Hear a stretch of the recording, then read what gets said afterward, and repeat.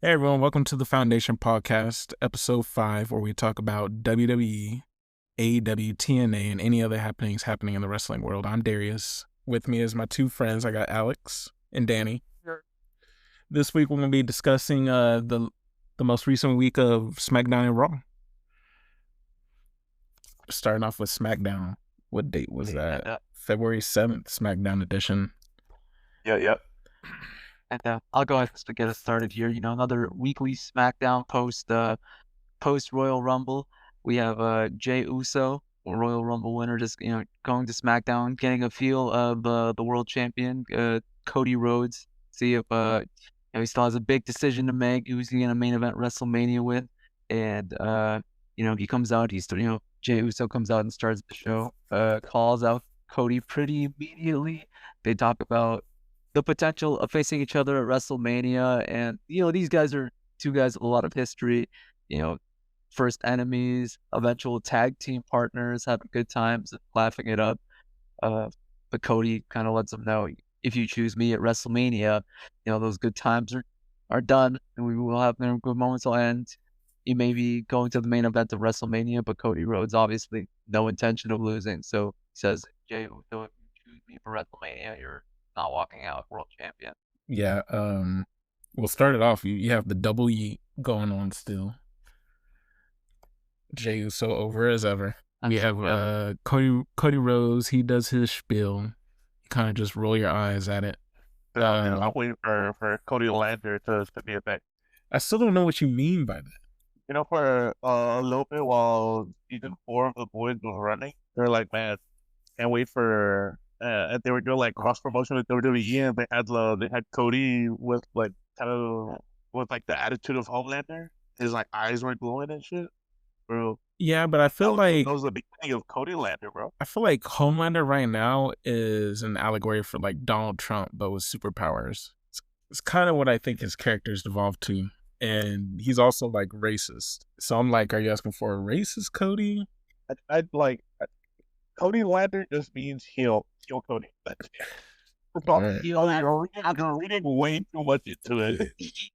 I mean, I hear Cody Lander. I hear Cody acting like Homelander. Oh. Yeah, and I see what he does as a bad guy, and his whole thing is racist. Whatever. However you want to interpret as I feel. It's like, how would you take it if I said Adolf Cody? I'm ready for Adolf Cody. What are you gonna think? That's going too far with it. How's that going too far? We've seen Homelander's literally trying to eliminate these humans.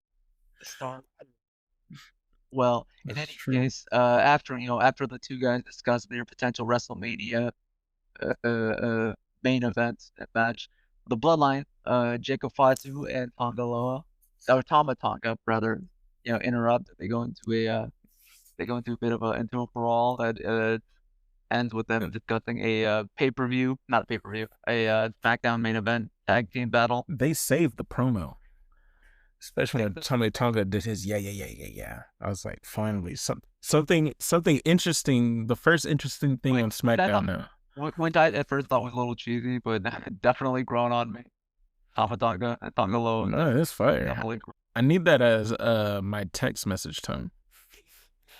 And send my email one to by orders of the tribal chief. I need Tama Tonga to be the ringtone, so you just be like 5 segments of him going and the text tone to be the "I love you, Solo." I was gonna say that. Well, anyway, that's leading up to a big tag team match at the main event with Cody and Jey versus the Bloodline. Immediately afterwards, though, WrestleMania is on the horizon. We also have the Elimination Chamber and Bianca Belair, Piper Niven having a qualification match for Women's Chamber to compete against whoever Charlotte doesn't choose. And Bianca Belair, no surprise, picking up the win there, continuing to stack win. Yeah, it was a decent match, but it's good to see her in a singles match. Tag team titles, it does sacrilege to say because every championship should be treated like a big deal. That being said, singles victories matter. No one's main eventing WrestleMania as women's tag team champion, or at least competing for the women's tag team championships. Jade's still nowhere to be seen. Jade, once again, weekly. Where is Jade? What happened to Jade? This is a dead story.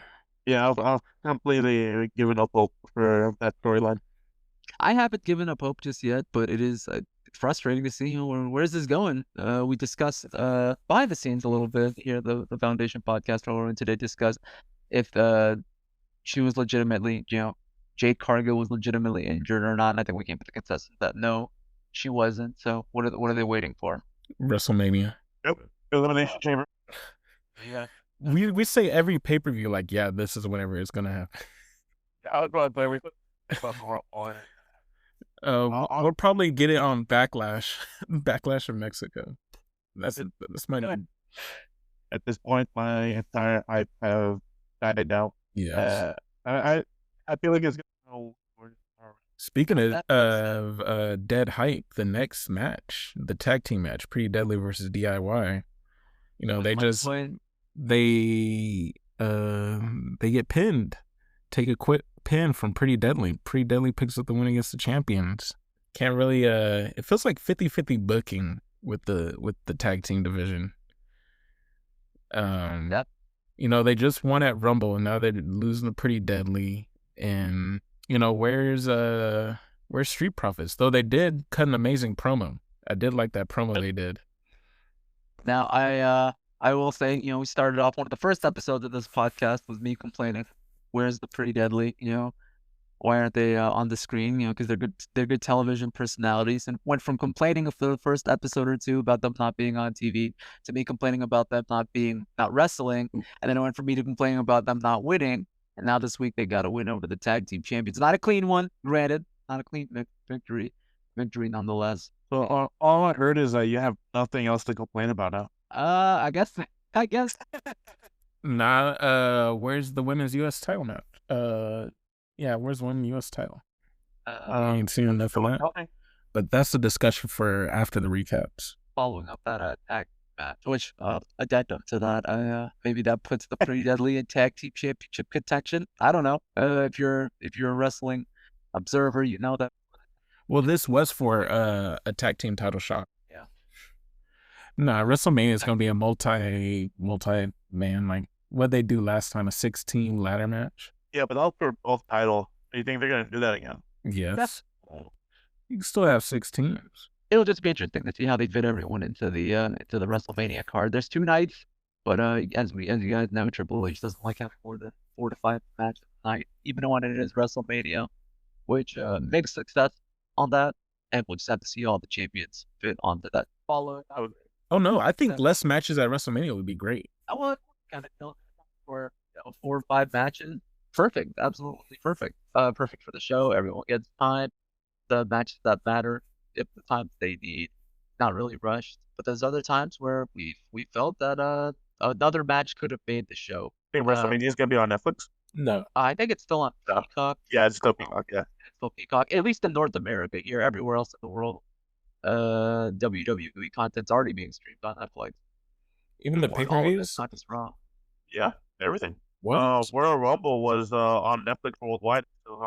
Man, let me say something about Netflix streaming. After seeing Tubi run the Super Bowl with no issues, like we shouldn't be seeing this stuff with Netflix. Come on, man. Especially on a normal episode of Raw. Raw is still new to like live aspect of things. That was Tubi's very first time streaming the Super Bowl, and it's Tubi, bro. Like we all is it should be like able to no, and it's free. So you get like the crappy movies on there. Not crappy. Sometimes you get some good classics like Blade, but it's for people that can't afford Netflix. Yeah, it's more notorious for lower content. And they streamed Super Bowl and went perfectly. All right. Well, in any case, moving on, we did have another. I think the final draft pick for SmackDown after the draft window closed up here at the Royal Rumble. Drew McIntyre officially joining the SmackDown roster, leaving Raw and immediately making an impact. Cut himself a promo. Was interrupted by Big Jim, and then was interrupted by LA Knight, who made mention of that dust up at the Royal Rumble. Oh yeah, for those of you who don't really pay attention to the behind the scenes stuff, Drew McIntyre disgruntled after the Royal Rumble, after his spot kind of was overshadowed by LA Knight. LA Knight making a quick job about not getting his stuff at this week, which kind of shows that the performers, they're professional. They'll put that behind them pretty quickly and make magic out of it. With that leading into a qualifying match between Drew, LA Knight, and Jimmy Uso. Drew McIntyre picking up the victory, landing a fat, nasty Claymore on LA Knight while he was trying to hit his finisher on Big Jim. I see big things for Drew McIntyre on SmackDown. What do you guys think? I do not see big things. Yeah, I was about to say, with all the L's that Drew's been taking these past couple of weeks, I feel like I feel like this win isn't really much. Couple of weeks, a year. I don't think he's gonna win the Elimination Chamber either. I don't think he's gonna win the Elimination Chamber. So, But do I want good things for Drew? I do. Do I think he's earned it? Not really. No. I see him in the title picture as like a filler just to get to the next spot with Cody, but I don't see him seriously challenging. Yeah. Yeah. I mean, I love Drew McIntyre, but he had a rough year. Like, unfortunately, I agree with what you're saying. I really do. I really do like Drew. Really do want him to actually hold one of the main titles for longer than 5 seconds. Again, not that he hasn't done it before, but like I don't know, it ain't happening right now. all right, I'm gonna make some bold predictions here because Drew McIntyre is one of those guys who, you could put him on the back burner for a little bit. You kind of get disgruntled his positioning, but yeah, he warms up quickly. There have already been reports about Drew McIntyre working with Cody after WrestleMania. Yeah, I could see that. Whether that's from a transitional standpoint or not, we'll have to see. But I could easily see Cody Rhodes versus Drew McIntyre at a Backlash Mexico, and every now and then the WWE's known to do some swerves, especially at Backlash. I could see Drew McIntyre taking the championship off of Cody. I cannot. No, off Cody? No, I don't think so. I cannot. All right. All right. Well, no, I think Damian Priest Cody at Backlash, just so you could have some. Yeah, I could see that too. Once again, like I'll be the first to admit that's a very optimistic timetable and window, opportunity for Drew. But man, this is the same company who's not the same, obviously not the same booker, but this is the same company that had Jinder Mahal win the WWE Championship a month after Randy Orton won it at WrestleMania at Backlash. You never know. Well, we know the reasons for that, though. We do. It's one of those things that's always behind the scenes. We always know. Maybe they like surprises. Moving on, though, on the topic of the Elimination Chamber here and qualifying, we had Damian Priest and Braun Strowman having a pre-tape segment discussing the triple threat match that they're gonna have with Jacob Fatu, with that triple threat being the win. The next person who qualifies for the Elimination Chamber. I personally don't see anyone but Jacob Fatu winning that one. Yeah, I don't. Yeah, there's no way. Unless there's some shenanigans where Jacob Fatu gets taken out, behind the scenes, and Damian Priest wins. I see Jacob Fatu taking the win there. Now, what's gonna happen is they're gonna have a really good match, and Damian Priest is gonna be like, everyone's gonna think that Damian Priest is gonna get it, and then Finn Balor is gonna come out of nowhere, hit him with a good draw. How do we feel? How do we feel if, let's say, Jacob does win it and he's the one facing Cody, and he obviously loses against Cody at WrestleMania? Do you think Rikishi would still complain, even if he sees Jay win? Do you think he'll complain if Jacob loses? Yeah, I think Rikishi is one of those guys who's just gonna complain no matter what. His son could win the world title at WrestleMania, and he'll complain that the camera angles didn't get his best angle, or they didn't give enough attention to the man, so to speak. Rikishi, the opinions aren't worth the paper they're written on. So yeah, that's true. Next segment, I believe this was also on X, but I didn't see it there. I saw all of it here. The Kevin Owens in his car talking about Sami Zayn. I mean, it was entertaining for something that we kind of like seen a bunch of times, so I'll give him credit for that. Just Kevin Owens crying in his fucking car again. Wait, wait. That and He has a point. He has a point. He did. He did watch him get destroyed and then helped Roman Reigns whenever he was getting jumped. Serious. For whatever reason, you and Alex start fighting. Who am I supposed to help? You're both my boys. Y'all just need to get through the fight. I'm here for both of y'all. But I can't help one over the other. That was the same situation that Sami Zayn was. The levels of If you both are fighting, I can't help one. Nah, that his friendship with Cody is not the same as Kevin's. They've went through so much more. How many times has Kevin turned on Sami? A bunch of times. Or vice versa, Sami turned on Kevin. A bunch of times. But they have went through a lot more. Like, we're talking about being at weddings and at the birth of their children. Champions at WrestleMania. Man, I just feel like Sami was put in a difficult position, and Kevin is yet again lashing out at the wrong people for his loss. I'm inclined to agree with that. I don't know. There's somewhere about you got to slide for your boy. If Alex does something, I don't care how much in the wrong he is. I'm gonna have to pick his side on something. You know what I mean? Against another coworker. No, I agree with that. So when it's two homeboys that are fighting each other, it's hard. Yeah, how can you one friend? Yeah, choose the one you grew up with and not the one you've been hanging out with since last year. Your words cut deep there. Choose that one, bro. Like they got into the business together. They got into WWE together. Yeah, they went through everything together. I don't disagree with that. I don't disagree with that at all.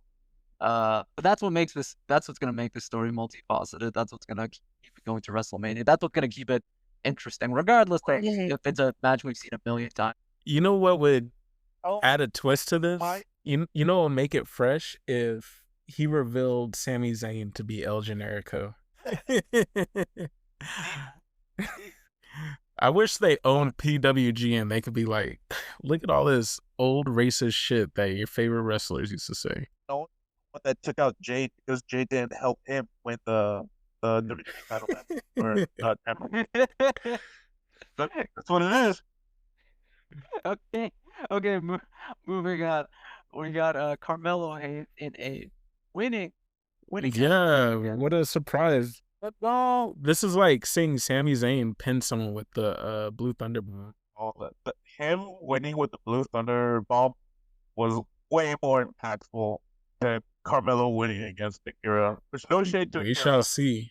Or like, come on, you know? We'll see. But in any case, Carmelo picking up a win on SmackDown for the longest time. A clean win too. No one gets to take that away from him. Yep. And maybe it's the start of something. I know Akira Tozawa isn't the most formidable opponent on SmackDown, but hey, Apollo Crews, you're next, buddy. You're next, Buster. Man. Then we get another cringe promo by Charlotte Flair. This time they were cheering her.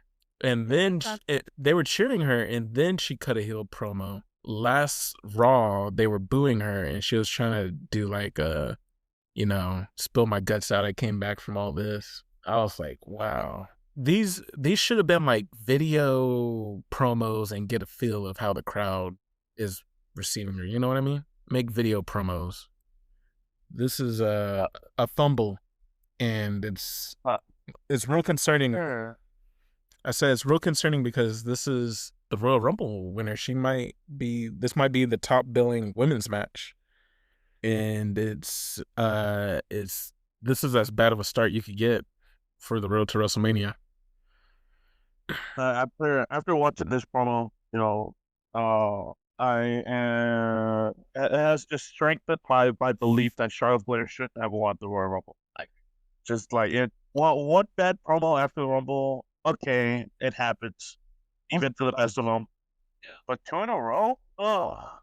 I mean, if she wasn't going to win the Rumble, she was going to win the Chamber match. I would have much rather her won the Chamber match. If she won the Chamber match, I would have had no issue with it. What would have changed? Her, huh? What would have changed? Promos. Promos.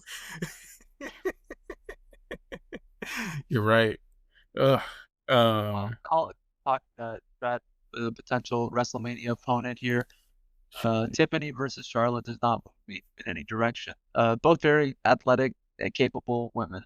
The cream of the crop for their both generations, but does not do anything for me there. I think Tim and Charlotte needs to happen to elevate the women's WWE now. Trust me, bro. She's winning the belt, whoever she faces. But talk about not moving me. Nia Jax. Nia Jax chooses now to challenge Tiffany Stratton for the belt, and it's next week. I'm like, what? Obviously, I worry about this kind of technically earns a rematch clause. Sometimes they want them, sometimes they don't. But how many championship matches is Nia Jax going to get and then just lose? And I'm sorry, I'm getting confused with all these trades, but didn't she get traded to Raw? I thought so too. Me and Alex talked before you hopped on the call before we started recording. Mm-hmm. We talked about it. She came out on Raw to confront Rhea Ripley, but that wasn't like an official transfer. She just came out, was like, I'm coming for that title, and I went to fucking Rumble. Come out. She had 2 matches with her. Yeah, she had 2 matches. One of them with her women's women's world match Saturday Night Raw. And I'm just thinking here this whole time, like, well, what are we doing here? Why does Nia Jax get championship opportunity after championship opportunity for both brands? Yeah, I do agree. At this point, Saturday Night Main Event's non-canon, bro. It's the only way I could explain any of this. It's like Dragon Ball Z movies. Like, when did this happen? I'm once again inclined to agree, but we got Nia Jax in a championship. That's crazy. We'll see what happens there. Another Danny, what were you gonna say? No, you're good. Another chamber qualifying match occurred with the returning Alexa Bliss, who was confirmed, and I know this gets confusing, but confirmed to be back on SmackDown. Yep. And with the Wyatt with the Wyatt Six. Now, whether she'll interact with the Wyatt Six, remains. I think so. Dang, Danny, bro. They're out with Jay, bro. They're all hanging out. The catering 6. And I actually do not agree with her being involved in the Elimination Chamber match. She'll be exposed. She is not on these other wrestlers' levels. Like, who do we got so far for the Chamber? We got Bianca, we got Liv, Bailey. I believe that's it so far. Yeah, Alexa Bliss. Yeah, she'll be exposed. You always see that one person that can't keep up, you know.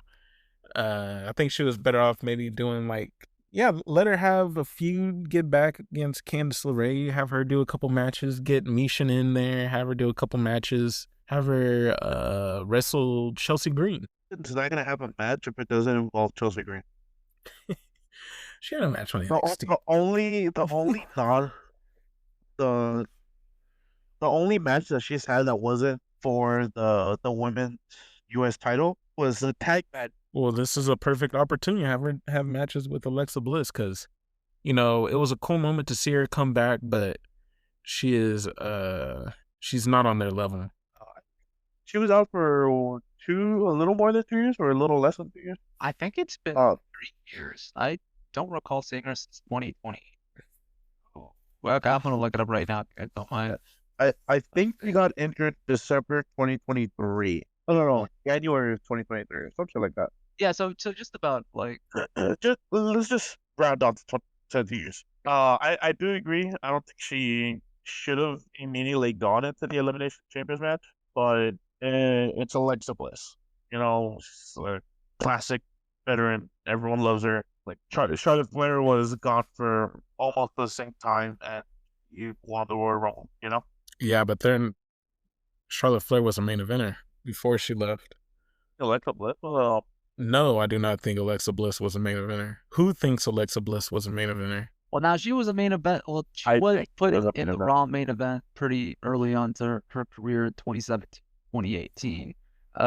Everyone's opinions about that time, you know, subject to their to their own opinion, if you will. Well, what's your opinion? Alexa Bliss did not really do too much for me personally as a consumer of wrestling media. I really didn't get into Alexa Bliss like that. She was too interesting. There was times where her stories kind of took away from, they had people like Bailey putting Alexa Bliss over. They had people like Becky Lynch putting Alexa Bliss over. And even back in 2018, 2017, 2016, she was once again not on their level. So, kind of speaks for itself there. I mean, you got people like Julia and Stephanie in NXT. You're like, and you know what I think of the women's NXT roster. So I'm like, where's the space for Alexa Bliss? Agreed. Maybe this would be a good opportunity for her to re-get her footing, With the Wyatt sick. Not the six. I don't mean like with the white sick, but like seeing her That's where she's in going. an elimination chamber match with 6 of the best women in Smackdown and Raw. I think would make it worse for her. You got to like hide these kind of. I think it'll be a good way to kind of gauge where she's at. Mm-hmm. We'll see. Because like, if she's the first one out, then we kind of understand, like, all right, maybe she wasn't ready for this. But if she makes it to like the last two, like if she's like the runner up in the elimination chambers match, then it's like, all right, like she has enough potential to be a main eventer. Yeah, it's kind of like you see it in these multi-person matches. You need someone there to like take a crazy bump, and it's not gonna be your $1 million man. You know what I mean? Well, we all know Triple H booking. The one that's gonna take the bump is Bianca Belair,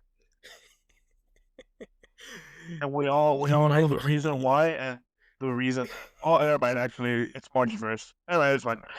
Well, absolutely. The reason why is because Bianca Belair is such a trusted talent and such a trusted athlete in WWE that someone like her can't. Because it's a day after February. What is it? Fantastic talent who can, a very strong, very muscular, a very athletic woman who can take the hits and can show off the athleticism and prowess of every other wrestler around her. She elevates every wrestler. All I'm saying is that 3 people eliminated in the Royal Rumble on February 1st just happened to be of minority. All I'm saying is the signs are there, and it's all religion. Anyways, after Alexa Bliss and Candice LeRae, there was the main event. Yeah, Jay and Cody versus Jacob and Tama. Yep, and Tama Tonga there to eat the pin, as expected. There's no way you're gonna have the Royal Rumble winner and WWE champion lose, and there's no way you're gonna have Jacob Fatu take a clean pin in the middle of the ring on a random SmackDown. So, especially SmackDown before his triple threat match. Yeah, it was sort of a so-so match. Cody gets the win. Everyone that needs to be protected was protected, and then we get a post-match attack. Solo comes back and spikes Cody, and that's how we end it. It's like, you want to come back more than a month of getting your fucking ass handed to you by Roman Reigns? Well, obviously he lost the title of Tribal Chief to Roman Reigns. The only other way I could see him in his mind, getting back the glory is to bring back the undisputed WWE Championship to the Bloodline. How this fits into the plans of WrestleMania, I don't know. You guys see this move as like a filler for Cody Rhodes to defend the championship at Elimination Chamber? I don't know, man. Like, this whole episode was confusing to me. Like, the decisions with Charlotte, with these two in Solo. I'm like, what's going on? The Nia Jax thing. I was more confused after this episode than I was before. I feel like there were too many things going on in this episode. It's things that didn't make sense. Yeah. I feel like, well, I mean, like, yeah, this is all road to WrestleMania. All of this is leading up to potential matches in Elimination Chamber. So I feel like these next few episodes are gonna be jam packed with so many different storylines and so many things happening that it might get confusing. I get a little confusing. We'll see, but to me, it was a down episode of SmackDown for me. SmackDown at 3 I I, hours. Still trying to I agree. their footing there. Yeah. Absolutely. And I honestly I think what led to that is just the amount of matches that we had this episode. I mean, we had one, two, three, 4, 5, 6. We had 6 matches and like 7 promos, or like 5 promos in a 3-hour screen time of SmackDown. Just to go like just do an overview before we dive into the Raw recap. Uh, Raw had 1, 2, 3 matches with like about 4 promos, and their show was 2.5 hours long. You know. Yeah. So Raw, again, before we dive deeper into it, Raw felt more organized because it had less things to do, which means it had more time to develop the storylines. You know, Mm-hmm. so I just feel like this particular episode of SmackDown had too many things going on, and it got confusing. To me, it was the booking decisions that confused me with some of these people. But we'll see what they do with it. 3 out once I again. blame Kevin Owens. Every this is about the 3rd week of them doing 3-hour SmackDowns, and once again, I said it last week, I said it the week before, them still trying to find their footing on how to do 3 hours of programming. You know, they brought it Drew, they brought it Davey, some good mid card level guys to fill the show up. Now they just kind of find some good structure. The one thing I will say SmackDown's doing better than Raw right now is putting the main champion in the main event. You know, putting the world champion on that. Now he opened the shows and he's also like the shows. I would like Raw to be kind of be a bit more consistent with doing that too. You know, just like throw a compliment towards SmackDown. One of the few things they're doing right. No one helps me with my title matches. Fuck you, Sammy. Well, on the topic of Sami Zayn, we'll go ahead and he's a member of the Raw roster, so we'll go ahead and jump into the Raw recap. If you can go and get it started there, Dan. Yeah, so Raw starts off with none other than the Heat Master Jey Uso himself, kind of redoing his intro with the Raw right after Rumble. You know, and the coming out of the SmackDown. stands, coming out of the stands with the crowd, WWE Universe going, taking his time, really relishing the aura that's around him. Into the ring. Again, music dies down, and he's like, you know what? Let's do it one more time. Let's do it one more time. And during that one more time of his entrance playing, he gets interrupted by none other than the world heavyweight champion Gunther, blindsiding him, essentially tripping him on the announcer's desk and just laying on him, beep, beep, beep, just attacking him crazily. Hit him with the 2 power balls, took him out of commission, essentially. Yeah, he hit that dude in the face. And then, while security and refs are trying to pull him away, Uso valiantly grabs the microphone, and he's like, camera's focusing on Gunther, and you just hear, "Hey, I know I shouldn't do this. I know I shouldn't be saying this, but it's you, me, WrestleMania." Oh, the crowd goes crazy. It's fucking awesome. What a great way to kick off Raw. Yeah, whatever. We're getting this match again, WrestleMania. After that, Gunter gets mad, tries to jump in the ring. Jay runs up to him, bonks him on his back a couple times, which stuns Gunter. And he jumps on him in the security. And just as we thought, we're getting Jay Gunter again, but at WrestleMania. Oh boy. Bathroom break match. Honestly, I'd rather have Jay against Gunther than Jay and Cody, because now at least I know who to root for at Jay's match. Because if it was Jay and Cody, man, I would have been fucking, I would have been being pulled at both ends, like who do I go for? Yeah, neither. You root for the end. Well, the road to WrestleMania even more clear now.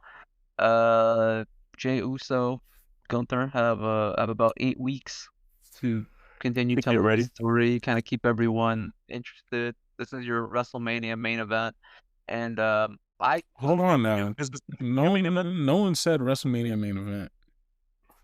Yeah, oh, yeah. I see this as a night 2 opener. Nah. It's gonna be a night 1 main event.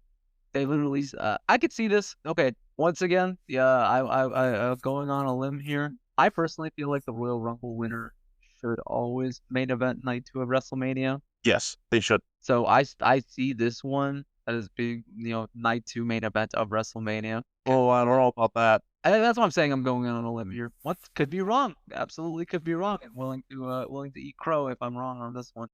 But I mean, I definitely agree with you. The Royal Rumble winner should be at least one of the main events, in both nights, and I think it's definitely gonna be night 1. and well, my thing is like also winning the Royal Rumble means a lot more than winning the Elimination Chamber. Which is true. Yes. So that might be me coping, might be me stuck in my ways. I'm kind of just wanting the Royal Rumble winner to have that main event at WrestleMania, because there's been times where the Royal Rumble winner did main event WrestleMania. They said they'd main event WrestleMania, but then they ended up just having a second to last card match, or sometimes first match of the night. And I would as much as some people can argue whether Jey Uso is the right pick or not, and whether competing for the World Heavyweight Championship would be the right pick or not, I still think that Jey Uso should main event night 2. But I may have this stat wrong, but doesn't the winner of the Elimination Chamber usually open like the second night? Sometimes I believe Brock Lesnar did it. Last It happened last year with Drew McIntyre and Seth freaking Rollins. Yeah. They opened up night 2. It could be anywhere on the card, honestly. Yeah, like I'm saying these things, but at the end of the day, it really just depends on where people want to place things on the card. Yeah, So, we'll see. We'll see which story they put at a precipice more. What the winner of the Chamber versus Cody, or the Royal Rumble winner main event Jey Uso versus Gunther. I mean, that's going to be seen in the next couple of weeks. I feel like in about a month's time from now, we'll see which story is bigger, and that'll kind of probably tell you which match is going to be. Yeah, that's also true. I feel like the winner of the Rumble match should be one of the 2 main events, mainly because that's the whole point of entering the Royal Rumble. What about the women's? Main event, title match. What about the women's Royal Rumble? Yeah, that's where it gets a little shady, because now what do you do with the women's Rumble match? They can main event. They can. And they have. I believe That was Bianca Belair main evented versus Sasha Banks whenever she won the Royal Rumble back in a while ago. I think 2021.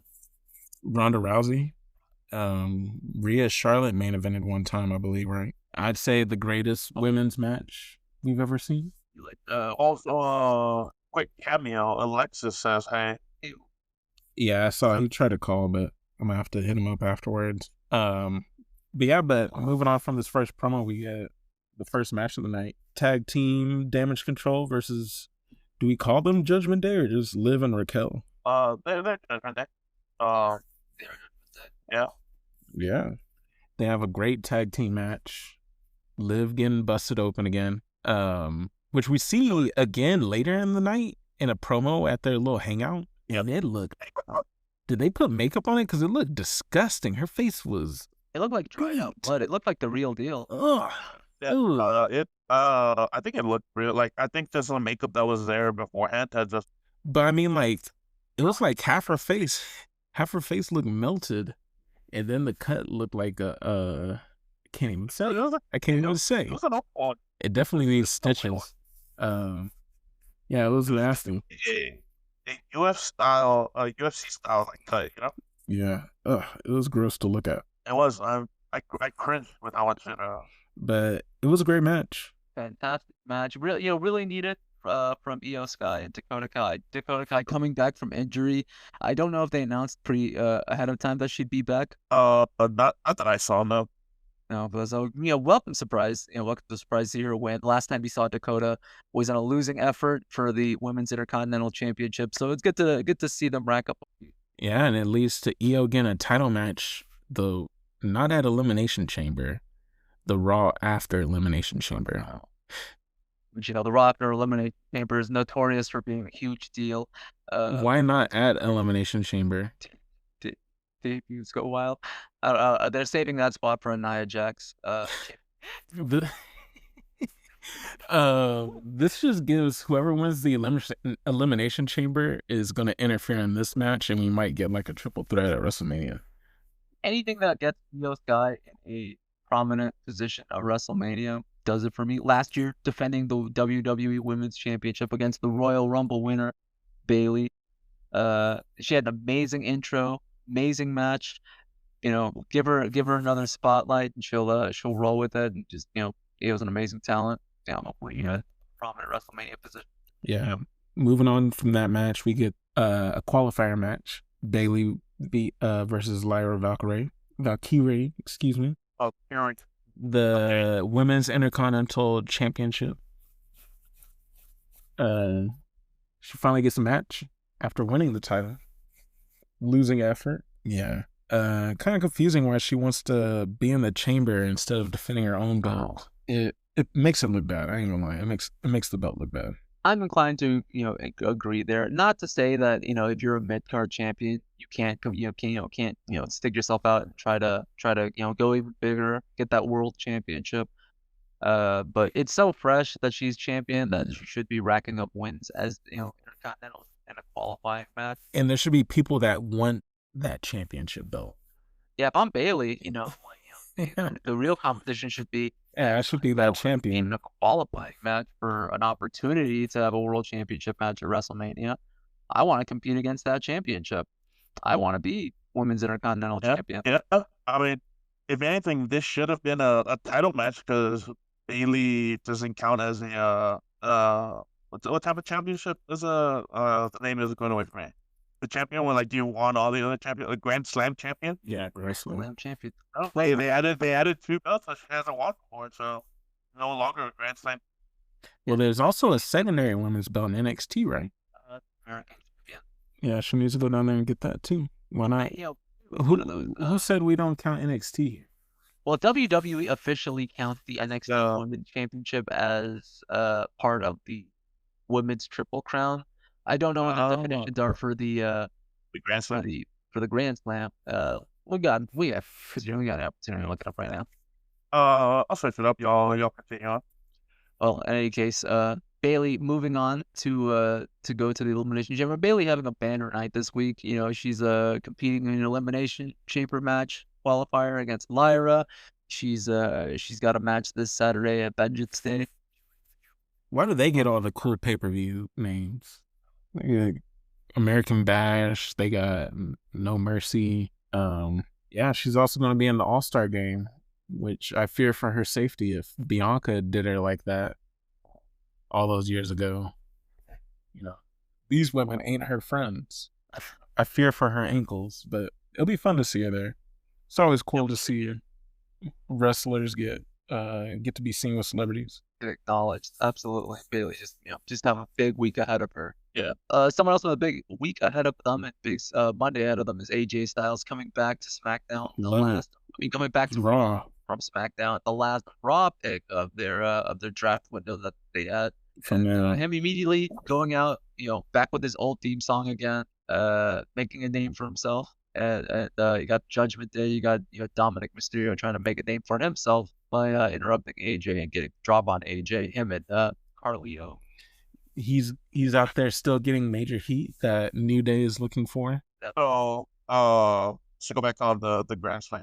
So for men, the revised format that was established in 2015, the Grand Slam consists of WWE, the Intercontinental, the United States, and the World Tag Team Champion. So as long as you won all of those, then you are a Grand Slam champion. What about the World Heavyweight Championship? Now I know that But before it was the Raw's WWE champion and the SmackDown's WWE, right? before it, well, I know the Grand Slam from that. They added the Universal Championship as an acceptable substitute for the WWE Championship, and As then alternate titles to the WWE title and tag team champions. yeah, and then the World Tag Team Championship can be substituted by SmackDown's WWE Tag Team Championship, which back then was called just the SmackDown Tag Team Championship. So those championships could be used as like substitutes. But since the introduction of the World Heavyweight Champion in 2023, they haven't substitute or not. And all these substitutes, it's not peanut butter, bro. If the current championships in your era, you need to get all of them in order to be considered Grand Slam. Let's not make that one. Now for the women's, you need the Raw Women's Championship, the SmackDown Women's Championship, the NXT Championship, and the Women's Tag Team. That's only four. There are no mid card title necessities to be marked as a women's Grand Slam winner or champion. Well, there is now since the titles are there. You would assume that the criteria changes. I mean, the 24/7 title was a thing. That wasn't necessary. The speed title is a thing. That's not necessary. It's just talking about. Well, now that a U.S. Intercontinental title is there, like that's a criteria for men, and it's always been, and now it's there for women. You would assume they need those to be Grand Slam. Not out there, right? No, I think that's the opposite. I think now it's the criteria since they are brand new. They weren't before. You know what I mean? How can you call yourself a Grand Slam champion and there's like 2 new belts? I think with that one, just gonna have to wait and see with WWE. Yeah, we're gonna have to wait and see. But as of right now, Bayley is the first women's Grand Slam champion. Just cool. Yeah. But yeah, I mean, we'll have to see if they update it. But as of right now, she is still a Grand Slam champion. And so is Becky Lynch and Charlotte Flair and Asuka. AJ Styles went up to Adam Pearce and announced that he'll be fighting Dom next week. You got your WrestleMania mid card filling out pretty nicely now at this point. I can see AJ Styles being sucked into the Judgment Day vortex now that Damian Priest is gone. They don't really have anyone to do any programming with. No, all I'm saying is I'm glad the mid card is getting some love for now. We have Seth Rollins cutting a promo. That is true. He cut a promo with Finn Balor. Finn Balor interrupting his interview in the stands, saying that but they both basically said the same things to each other. Yeah, just hyping up the elimination too. Like, you're in my way to the title shot, and Seth Rollins like, the way I see it is you're in my way to a title shot. It was like everyone's in everyone's way to get the title shot. So it would be refreshing to see Finn Balor fight anyone else other than Damian Priest. Yeah. Well, I think before this promo we had the men's tag team match, right? Yeah, we had the War Raiders versus Alpha Academy. And man, that was an awesome match till the end. Wait, what are they called? Yeah, excuse me. American Made. Man, they had a great match. I loved the opening. That camera angle in the ring made it intense, and the match was intense the entire time. These two teams had a great match, and then it was absolutely ruined. Absolutely ruined. It sure was. As soon as God, I texted into a group chat how disgruntled I was with that. That's such a fact that if it didn't end like that, may I be safe to assume that it would have been a 9 out of 10 match. Yeah, for sure. Right. Yeah. I'd say it was definitely might have been better than the one at Rumble, the tag team match at Rumble. That's how much I was getting it. It definitely was. If you didn't watch it, these guys had fantastic matches. Very back and forth, both of them basically showing the height of their abilities on what they can do in the ring. Just for it to end with the Creed brothers hitting the War Raiders with their title belts, with the tag belts. For no reason. disqualifying them from winning the match. And then posing. And it made no sense. It was a horrible decision. They should have just ended the match naturally. Even if the War Raiders did win, it showed that the Creed brothers are on their level to maybe even win at a later match or something. Yeah. But just to have this that way, so let's cop out. You know, you just hear the like right before it happened, they were doing a this is awesome chant. Yeah, and then it happened. Everyone shut up. I was so mad. See, if Chad Gable was there, he would have been like, "What are you doing?" He would have maybe have coached them. That's probably what's gonna happen. Or wrong. Yeah, maybe that's what they're missing. Someone to tell them not to do something stupid like this. Their inexperience costs them. You know, I will say I do love the natural transition of the War Raiders being like Vikings, like coming out with shields and fur to more of a biker appearance with leather. Well, yeah, they're no longer the Viking Raiders, now the War Raiders. Well, even as War Raiders, they wore the Viking-ish. This just naturally transitioned. They're like, all right, we're not wearing the Viking stuff. We're wearing biker jackets. I do low-key miss the gimmick though of Vikings. Yeah. I like Vikings. But just like seeing that in wrestling, I was like, that's cool. Vikings just away from us. It's true. Maybe they'll bring it back for WrestleMania. Maybe they'll bring it back for WrestleMania. Yeah, hopefully. But if they compete at WrestleMania, you know, sometimes these lower card champions, you know, kind of get lost in the shuffle, and they're put on what they call the WrestleMania edition of Raw or the WrestleMania edition of SmackDown, leading the main event. But speaking about that, apparently both episodes are going to be on at Las Vegas, as how they always are. What do you mean? Which will be exciting. Smackdown and Raw. Oh yeah, it'd be a terrible schedule if they had to go somewhere else. I mean, what other stadiums in Nevada? You know. And then after the match, you know, we had that Seth Rollins and Balor segment. Yeah, hyping up, reminding them. Hyping that up, and then right after that segment, we had another little promo with CM Punk. Yeah, he comes out. Let's see. Yeah, well, just CM Punk coming out, basically retelling everyone what we already knew, that he was gonna go to Elimination Chamber and stab Cody. On his promise to Cody Rhodes, so like all your friends will stab you in the back, but me, I'm gonna stab you in the front.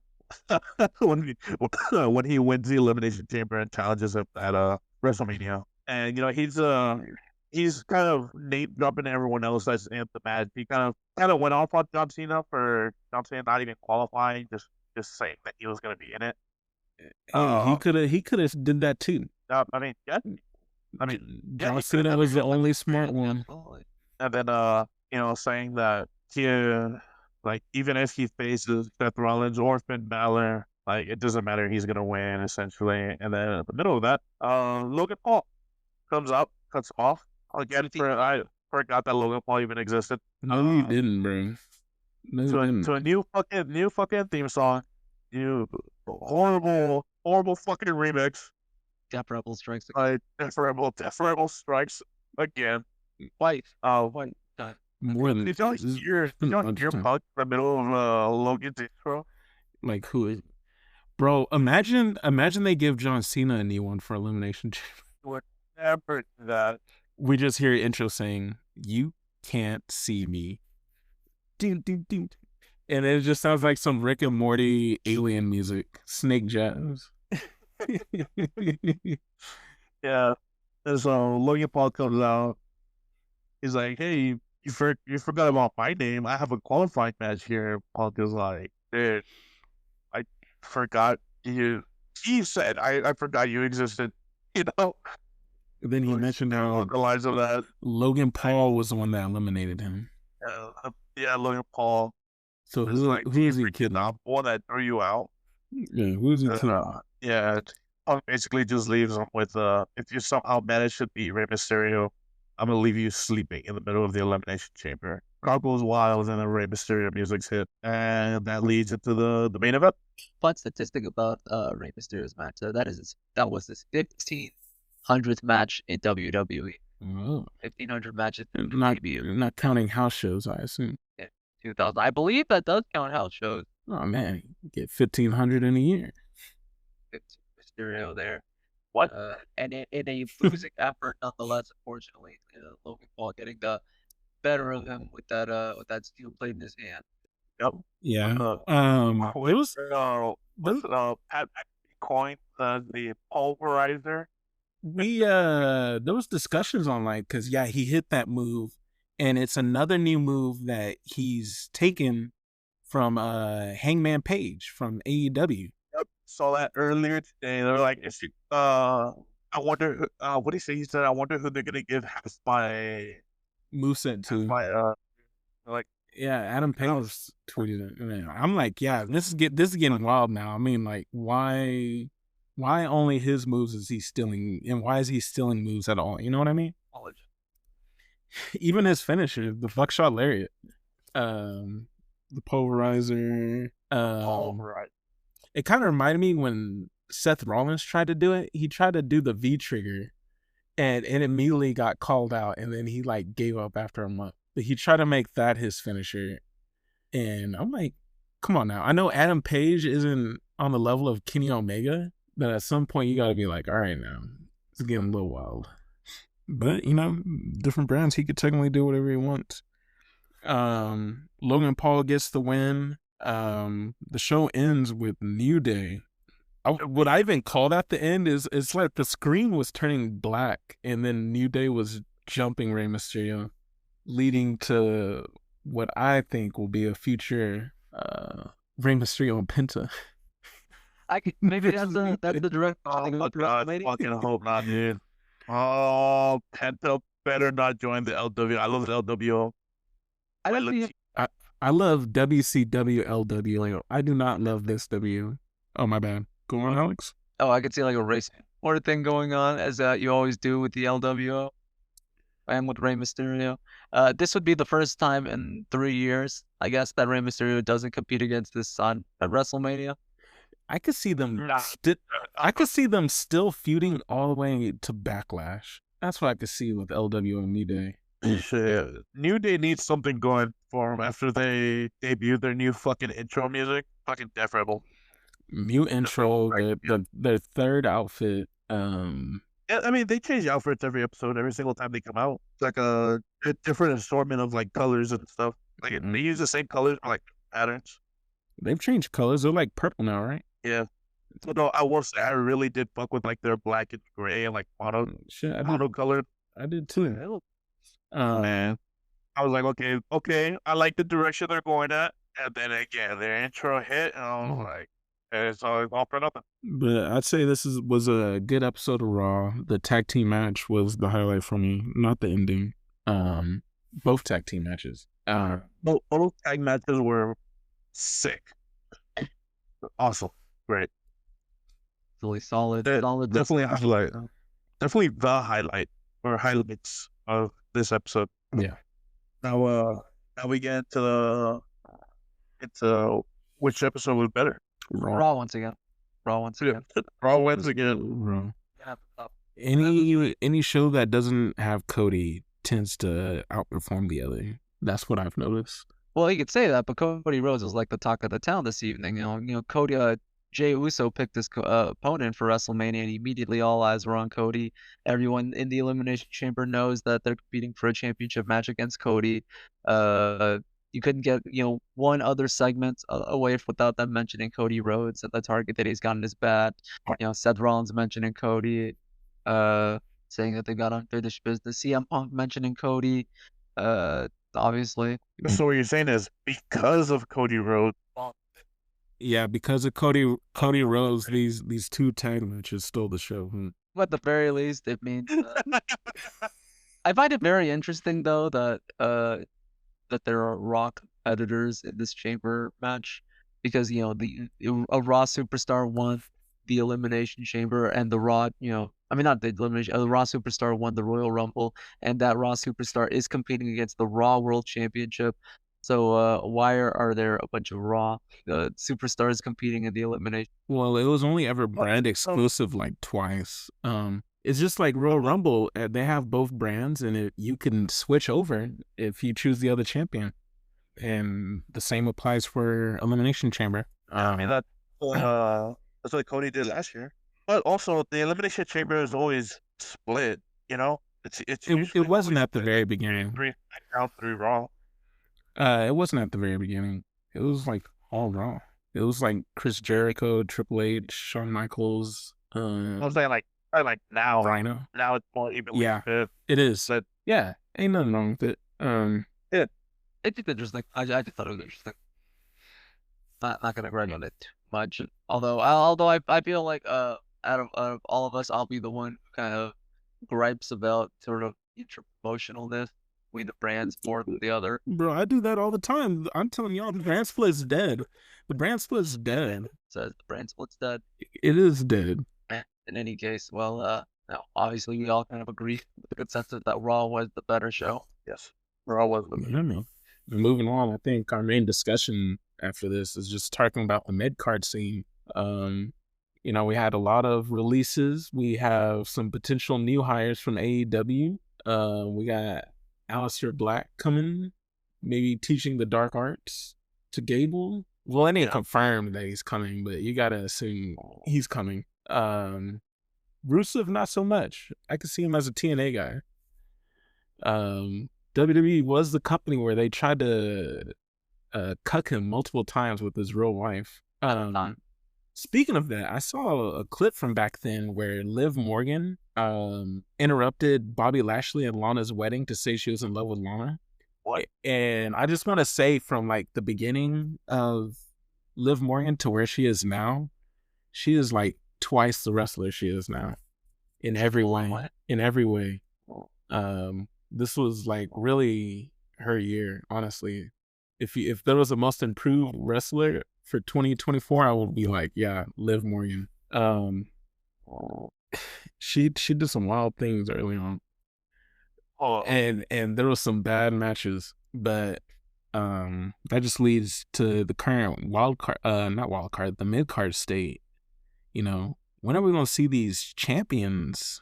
Like, yeah, they teased AJ and Braun, right? We didn't mention that, but they teased it, which would be amazing. But we barely see Braun wrestle, not counting Saturday Night Main Event, which at this point is non-canon in my eyes.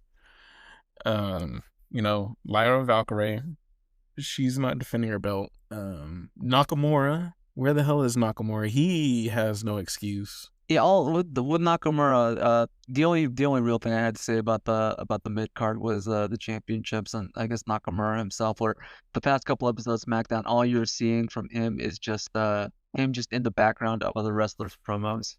Yeah, hopefully it's slow burn and it's leading up to some slow burn. It's been 70 days. And like, I know, but I'm just saying, I hope it leads to something great and not just like another whatever card, For Nakamura? For both Nakamura and Lyra Valkyria, because she hasn't had a defense title since winning. Never. With a defense match since winning the Women's Intercontinental. I don't think so. No, she hasn't. And Nakamura had one, which was the rematch that was interrupted by the Bloodline. Yeah. So like neither of them have had like a proper defense match. Only Chelsea Green, but that's because Michin has nothing better to do apparently. That's true. Actually, that's pretty much it. Braun Breaker kind of had a little teaser with was it AJ? Yeah, it was AJ's house on Raw. It kind of feels like either we're getting tag title matches or the mid card title matches, and you got to pick one. You can't have both.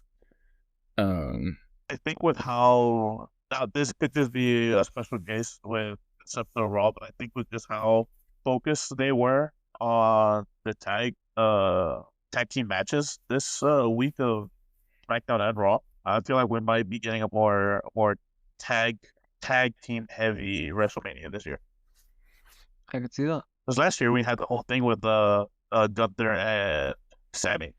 And I think some people would say that other than the main title with Cody and Roman, that would have been match of the night. You know? Well, there was Rhea, Becky. Nah, I think Sammy Gunther was better. Yeah. Yeah, I'd say that. You're saying as in like the tag team match could steal the show, maybe at WrestleMania? Not steal the show per se, but I just mean the WrestleMania would be more like other than the like title matches that obviously are singles matches. We're gonna get more tag team matches than singles matches at WrestleMania. Oh no way! More tag team than singles? Yeah, or like tag team might get a little more love this year than singles. I can see like 2 tag team matches unless they really do something with New Day. Or No, I think 2 altogether. Well, hold on now, because there's also they might do the thing with Bianca and Naomi and Jade. Oh, could do that. That can happen. Who knows? We'll see. Jade's coming back at WrestleMania. that would be something. To do what? That'd be a waste of time. That's what it'd be, dude. A waste of Like the payoff needs to be at WrestleMania, not the twist reveal. You know what I mean? Like Jade's here at WrestleMania. Let's find out what happens next week. Like what? Yeah. She could be like drafted on a different show. So what is the draft after WrestleMania? Is it like It's like a a month. few weeks after? They announce it, and then it's like a month. See, that's what I was thinking too. But now that they already done this like draft window at the beginning of the year, would they even bother Transfer window. transfer window, which is basically a draft? Let's be real here. They shuffled a good chunk of talent around to have a draft. Like, Yeah, they did talent acquisitions from NXT right before WrSumania. it would just for me a little purple, a little bit much. Oh, Mr. Big Word over here is superfluous. It It'd would just be bit it'd be a much. little shadow and pedantic. Hello. One would say that a draft post would insist upon itself. It insists upon itself.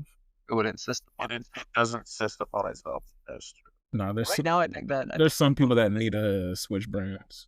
like one. Roxanne Perez, come on, baby. Honestly, I see her as more of a Raw talent. I see her taking up the Blair Davenport role oh, of never being seen. I will not accept that for my girl Roxanne. Gunther and Rhea definitely need to go to a different brand.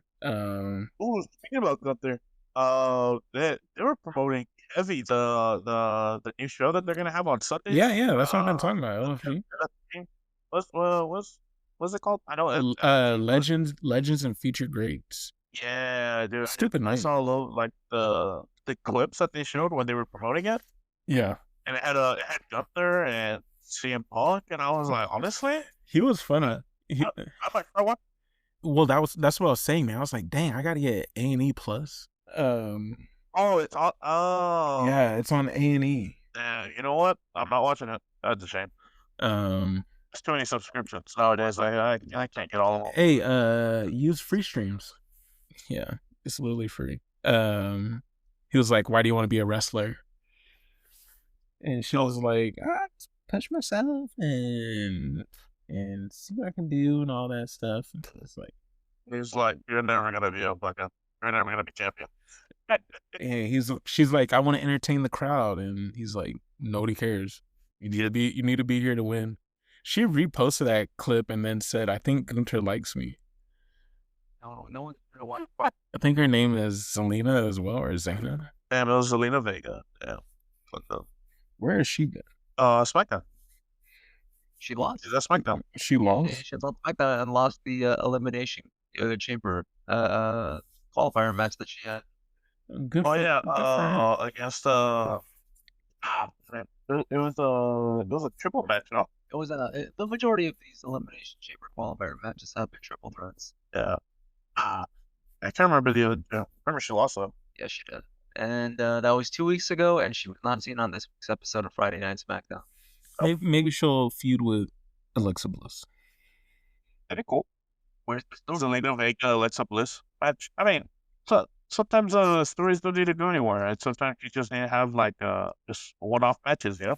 not for WrestleMania? And I think as of right now, I don't see like a story for Zelina Vega and Alexa Bliss, but just having like a one-off match, I think it'd be cool. I think that'd be a good match to see. And who knows if it's a good match that it could lead to a storyline. You know. Yeah.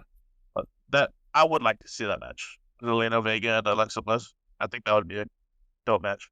I think it would not be a dope match, but I can see that. Someone made a mention of her, I think it was during the qualifying match where they said she's Amazing Red's cousin. I was like, what?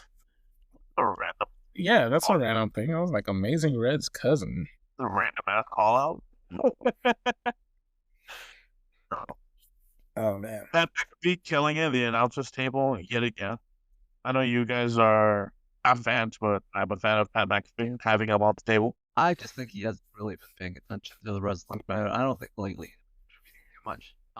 I think his shtick worn out. It's kind of like watching a Kevin Hart movie in 2025. Crack a joke, do all that. I feel like he works best with the 3-man commentary table, where there's color commentators, and then there's like color commentators where I feel like their commentary just doesn't add too much. He's obviously a fan of wrestling, but he doesn't seem to be like too technically versed. And I'm not saying you inherently do that, but I don't know how his brand is kind of wearing on. Speaking of Pat McAfee, did you see that before they cut him, Jets had demands for Aaron Rodgers where they told him he had to stop being on the Pat McAfee show and he had to come to practice, training camp. And I guess he said no, and that's why they cut him. Really? Yeah. That's funny. Who could say no to discussing fluorides in the waters? All I'm saying is Aaron Rodgers should not be fucking playing anymore. Yeah, he's pretty. You know, going into the NFL. He did have a good second half of the year. I'm going to say that. And I be hate watching, but he did have a good second half of the year. Though it could be, kind of like some Dak stats, some garbage time throws. Well, that's most likely is what it is. Yeah. Anyways, back into wrestling. Oh yeah. I still enjoy Pat's presence. I think his commentary, while it may not add to the product, it's entertaining. And at the end of the day, the entire product is entertainment. I'm not going to hate on him, but I will say him doing the intro for Royal Rumble was a little lame, especially for a big pay-per-view. I think I even said in our group chat that we had, I kind of liked, they were doing some cool stuff on the earlier 2024 pay-per-views, like the Money in the Bank little animated one. I didn't follow on him. Yeah, I thought they would do like something cool with Royal Rumble, and then it was just Indianapolis, home of Indianapolis. And I was like, come on. This is what we're doing for the Rumble. We could have had you could have shown some awesome vintage Royal Rumble winners, or did something cool, maybe an animation. Seemed a little cheap. I blame Rikishi too. This podcast started up. Yeah. He has a podcast? Yeah. Well, that's all we get. How do you think we hear about this? Outlandish, self-agreed. I'm sorry, I don't keep up with Rikishi. It's okay. You're better off. I know I am. Trust me, I know what I'm not missing out on. Speaking of Rikishi, I went down a rabbit hole of Mabel matches and how he used to hurt everybody. He had this infamous one where Kevin Nash was laying on his stomach middle of the mat and he just sat down onto his lower back, almost paralyzed. Some would say he's still injuring people with the emotionally with the influence that he tries to have, and yeah, and I'm just saying that because he hurt Rikishi too, and you got to be to hurt a Samoan, you got to be doing something wild. You know what I mean? That's obvious. He broke Undertaker's orbital bone. Yeah, he didn't last long. They tried to make him king of the ring, and then he kept hurting people, and he was out of shape, and he really couldn't do anything. I never got that. Like, I know I wasn't there for that time, but I never got the appeal of the morbidly obese wrestlers. Me neither. Danny, if you don't know who Mabel is, if you were watching wrestling in 2004 to 2008, I don't know if you remember Viscera, or you've also went by the name Big Daddy V. Yes. Yeah, that's what I'm talking about. Early on into his wrestling thing, yeah, he went by Mabel. He went King of the Ring. They called him King Mabel. His gimmick was I remember King Mabel. He was like a gothic type, but then he became the world's largest love machine. Yes. Yeah, I remember Mabel now. Just useless. Just useless. Yeah, useless. He's fucking useless. Useless and dangerous. Let me see if I can send you what he did to Kevin Nash. Well, while you do that, should we sign off? Yeah, I mean, we can call another one. We're almost there to Elimination Chamber. Hopefully Road to WrestleMania picks up after this. Yep. I mean, Road to WrestleMania kind of it started a little shady, a little shoddy with this episode of SmackDown, but I blame Charlotte. No doubt that Charlotte and Rikishi. All I'm saying is, when someone else come up. Hey, all I'm saying is, you know, you didn't want The Rock to have anything to do with wrestling anymore, and this is what we get. We went from an amazing build last year to this. We're getting Dom and AJ. And I have no problem with Rock being in WWE when he shows up and takes the biggest stage for himself for no reason, other than you think that's the reason. You don't think because he's one of the biggest stars in the world. Could that possibly be a reason? What happened? I was like, you know what? I think it's better to go in all time. If Solo Sikoa brings Rikishi out to complain about the tribal chief stuff, it's like, what are y'all doing to y'all's little brother? I think I'd need to take a break, honestly, from wrestling. That happened. He's like, just for that. I think I'd need to have to take like at least 2-week vacation from wrestling. A 2-week vacation? He'll still be there. Still be talking about it, probably. All right, y'all, man. Another good week of wrestling. Yep. Fantastic. We'll be back here to discuss next week's SmackDown, Raw, and if we could squeeze a little bit of time, some of NXT. There was a major debut, a little bit of spoil. Yeah, technically today, a little bit of a spoiler. Ricky Starks, immediately released from AEW 24 hours ago, and immediately jumps to WWE and debuts on NXT. But no Rey Fenix. Big, no Rey just yet, but it's happening in wrestling. Hey, we need to discuss more AEW too. They're building some good future WWE talent over there, like Tony Storm. We'll watch. All right, yeah, man. It's because right now we're in a little low period with WWE. I ain't gonna lie, especially this week. Yeah. Let's mix it up. And Danny, I know you said you ain't got nothing to do this weekend. Don't watch Love Is Blind. Go on HBO Max and watch some AEW. It'll be interesting to hear what a first timer has to say about it. All right, I'll do some homework if I have time. All right. Well, we'll go ahead and end the episode there. Till next week, we can discuss more wrestling. All right, everyone. See you. All right. See you.